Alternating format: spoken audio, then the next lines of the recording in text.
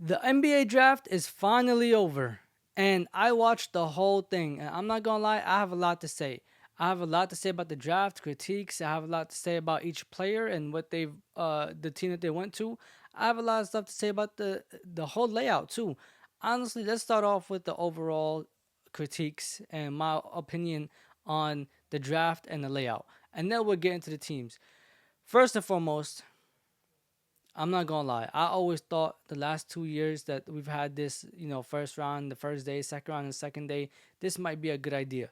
But now, looking at it and watching it the whole time, for I think it's like the second or third year in a row, it feels dragged out, like really dragged out. And I understand the concept is like to make sure that everybody gets their moment because this is just a once in a lifetime type of thing. But to be honest with you, the second round, not too many people got their moment. I mean, after like the 48th pick, 49th pick, everybody got drafted during an ad break. So it's like, what's the point of the whole layout if you're going to make everybody get drafted during the ad break? You might as well just keep it the same way that it was before. There's no difference. And then you look at the layout, everything, the panel with Malika Andrews and everybody else that was there, way different from game one and game two. The audience way different from game one and game two. Even the commissioner, Adam Silver, was not even there. He wasn't the one drafting them in the second round. Who was a deputy commissioner? I forgot his last name, but it starts with first name is Mark, and that already takes a loan from the whole away from the whole experience. And that's the problem with the whole thing. Now it feels dragged out. It was so hard to watch the second round, but the first round, I'm not gonna lie, this was the night was exactly how I expected it to be. Starting off, Cooper Flagg goes to the Dallas Mavericks. Now, I wanted to speak about this before when the Mavericks got the first pick, like a couple months ago, but the Mavericks did not deserve this, honestly. I hate the fact that the Mavericks got this. They traded Luka Doncic, and then they get this. Like, come on, man. That's how you know the Luka Doncic trade was for sure a inside job. That was something that the league wanted to happen, that the teams wanted to happen. It was not something in Nico Harrison's hands. This how you know. This how you could tell. Because if it was, they would. There's no way, man, that they would get the first overall pick after this. After trading Luka Doncic, that's the inside job. Then second round, second pick, Dylan Harper goes to the San Antonio Spurs. Now here's the thing with my whole situation with the Spurs. You have so many guards. You have De'Aaron Fox. Now you have Dylan Harper. You have Vassell, Castle. Like, what do you plan on doing with all these pieces? These point guard, shooting guard, small forward type pieces. What do you plan on doing with all of them? Because you also drafted a small forward later down the draft, and depending on how you use them and you use your depth, possibly this is a good team. But I just think it's too many people in the same position, and unfortunately, Greg Popovich is not the coach anymore. So I can't expect the new coach to run things the same way that Popovich ran it.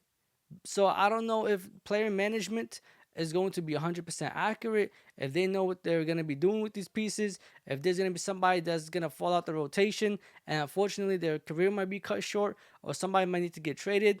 I mean, I thought this team was going to be good if they trade for Kevin Durant, but obviously we all know that never happened. So now it's like you have too many pieces, and I wonder how they are going to roll out their lineup and how everything's going to be for them, because personally I think it's too much guards. Now the third pick, the Sixers select VJ Edgecombe. Man, I don't know what's wrong with the Sixers. For a team that we all expected to go to the playoffs, to make a deep playoff run, possibly even win it all in the beginning of this season that just ended during the off season, and then they fall short, and now they select a player in the same position that they already have a whole lot in. Like, he's a shooting guard slash wing player. Like, you already have Kelly Oubre, you already have Paul George. You're like, what are you gonna do with VJ Edgecombe? And that's another thing that I realized watching this draft is there are so many players with talent that can be used in amazing ways for their teams, but instead the wrong team would draft them just because you don't want to be the team that passes up on this guy at a very high pick. And it's like, why? And then it makes me also think these general managers, these front offices, do they know what they need for their team? Like, I understand a lot of people say that front offices only look at analytics, and that's fine. But do you know what your team needs? What you're missing? You draft VJ Edgecombe, and there's nothing wrong with him. I just think there's a team that could have used him better, and the Sixers didn't need him. They needed a backup to Embiid. They needed anything else but VJ Edgecombe. They could have got a backup point guard to Tyrese Maxey. I would have been fine. Then the next pick, Charlotte Hornets. Ah, man. Knueppel. I don't know, to be honest with you. I feel like the Charlotte Hornets, they're in a position where they just have to pick the best player available. Hopefully everything works out with LaMelo Ball and the players that they're choosing and surrounding him with, because there is a matter of time where that moment will come. And you're going to have to decide, should we trade LaMelo Ball? Are we getting anywhere? Is he going to be able to get us anywhere? And this is the moment where you realize you pretty much have a year to make some type of progress before it's time to trade LaMelo Ball. Because 2 years, you're the 19th. You have 19 wins. So this year, if you can get to 28 wins, the next year after that, it's time to trade LaMelo Ball, because it's only so much time you have. And I can't even be mad at them. Hopefully they have a direction, but just pick the best player available at whatever pick you have. The fifth pick, Ace Bailey to the Utah Jazz.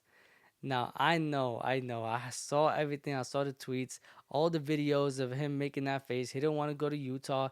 This, that, and the third. He wanted to stay in the East Coast. But I'm not going to lie to you, bro. It's best for you to go to the West. Go to Utah, somewhere where you can play, you can hoop, you can show your skill, your talent. Nobody's there to take the ball from you. Nobody's there to take the moment from you. And like I said with VJ Edgecombe and Dylan Harper, you never know, man. You never know what team is going to end up drafting you and never give you a chance. At least in Utah, there's nobody ahead of you. They have no amazing starter lineup. They have no amazing second unit. You are either going to be the certified starter on this team or a certified bench player and then turn into a starter on this team. So there's no competition for you. You're for sure going to play. You're for sure going to show your talent. And even if you end up getting traded off this team, or you end up leaving the team later on, if you play your cards right, if you practice and stay grounded and level-headed the whole time, you're gonna have a long career in the league. And there's so many players that don't get this opportunity. You have an opportunity to do something for yourself, and this is the moment to really lock in for yourself and yourself only, and understand that not the choice that you want, but sometimes the path to success is not always straight. Like, everybody always gets there, but everybody has their own path. Everybody's lane is different, and this is your lane, so appreciate it. Now the sixth pick, Trey Johnson to the Wizards with a shooting guard. Cool, they just traded Jordan Poole, so this is a cool little pick for them. They also got Walter Clayton Jr. As the 18th pick, a point guard, great for them as well. They have a nice little backcourt duo, and just see how much they can go together. You also have CJ McCollum and Chris Middleton there, two veterans that can teach them a lot and can help them. And maybe this is the start for an amazing chapter for the Washington Wizards. Maybe this is where they turn over a new leaf, turn over a page, and start all over again. And I just hope for the best moving forward. Then the seventh pick, the Pelicans select Jeremiah Fears. Now, this can go good or this could be bad. You never know what happens with Jordan Poole. Jordan Poole is always going to be a wild card, but DeJounte Murray is injured, and you might get opportunity and you're going to get the keys, or they might give it to Jordan Poole and you're going to have to learn to be a backup to Jordan Poole and just see how this turns out. But This whole roster is pretty much injured. They're all down. CJ McCollum is gone. DeJounte Murray is injured. I think Trey Murphy's also injured. So there's literally this year is your opportunities. You enjoy the pool. Y'all gonna have to figure out who's the man of the team for right now. And then Zion, you already know, man. If he decides he's gonna play, great roster. If he, decides to stay on the same whatever type of timing he was on before, then GG's. Then eighth pick, we had Egor Demin. I'm not gonna lie, the Brooklyn Nets. I don't know what position they're trying to go for, what their future looks like, what their image looks like, but clearly they want this European style type of basketball. They want their European players, and they are leaning in that direction. But an amazing tall point guard, and let's see how this turns out for them. The ninth pick, Colin Murray. Went to the Raptors. You know the Raptors, their styles 1 through 5, switch everything, and fits their program. Power forward, and he fits their program. Can switch 1 through 5. He can play. He can do exactly what the Raptors need and what they've always been showing us their style is. Even when Kawhi was there, 1 through 5 has always been the Raptors style since like I don't even know. It's been a minute. 10th pick, Khaman Maluach, a center going to the Phoenix Suns. I couldn't be happier, bro. Man, trading Kevin Durant for the 10th pick and Jalen Green, and getting back this center, and then trading for Mark Williams, who the Lakers almost got, who's an amazing, talent for his position. The Suns very much needed this. I know we had Nick Richards, but after that we had nobody. And the Suns needed this. They needed this right here. They needed somebody to play hard. And on top of that, I mean this in the most positive way possible. He's African. We all know all the African players in the league, they play hard, bro. And the African center is exactly what the Suns need, bro. He's going to play hard. He's going to get rebounds. He's going to, get dunks. He's going to always just play physical and play with that grind, that grit. And not only that, he's from South Sudan. If you don't know, bro, this team was overlooked, and they beat the USA team by 1 point. 1 point, man, with pretty much nothing to practice with.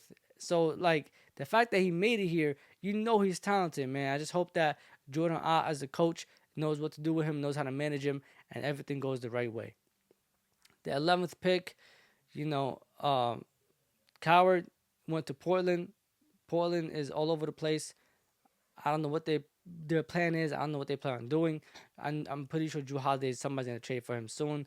So we'll see what Portland plans on doing. This pick is pretty much useless unless they know what they're doing moving forward. Noah goes to the Bulls. Same thing. Same story. And then after that, the 13th pick, Derik Queen. I think Atlanta traded this pick. So wherever he goes to, I think he went to Chicago. So him and Noah, I will see how that turns out with Kobe White and everybody else there. The 14th pick, Carter Bryant to the Spurs. A small forward, wings. Obviously, you can never run out of wings in the NBA. That's the most valuable position right now in the league. So this amount of wings, you can have a whole roster of everybody being a wing. If some of them can play point and shoot and guard every now and then, wings are the most valuable position and most valuable pieces that you will need in the NBA moving forward. Every team that has won a championship in the last 5 years dominated with wings. Now, the 15th pick, and the reason why I'm speaking about this, Thomas Sorber, center going to Oklahoma. I feel like this is a perfect piece for Oklahoma. It wasn't top 5, top 10, or a lottery pick, right outside the lottery, but I feel like he's a thunder type of player, and I feel like this is a steal by Oklahoma. This probably makes Oklahoma a threat for even longer. It helps them with their depth and gives them a center and a player that actually fits in their style, their rotation. And if it's anybody that will know how to manage him and put him in the right position to win, it will be this Oklahoma City Thunder team that just won an NBA championship 17 deep. So that's my thoughts on the NBA draft. I hope you enjoyed. Like, comment, subscribe, and share. Let me know what you thought. This Real Talk with E. Safe.